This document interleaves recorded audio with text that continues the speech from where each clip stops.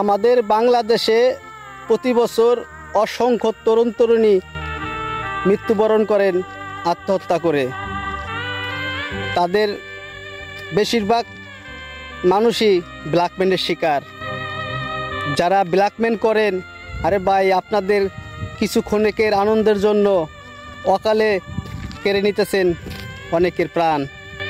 তাই বলবো আপনার বিবেকের কাছে প্রশ্ন করেন, বিবেক দিয়ে পারবেন নিজেকে ক্ষমা করতে। অনেক ফ্যামিলির স্বপ্ন ভেঙে চুরমার হয়ে যাইতেছে, অনেক মা বাবার বুক খালি হয়ে যাইতেছে, অনেক মা বাবা সন্তান হারা হইতেছে। আর যারা আত্মহত্যা করেন তাদেরকে বলবো আত্মহত্যাই সব সমস্যার সমাধান না।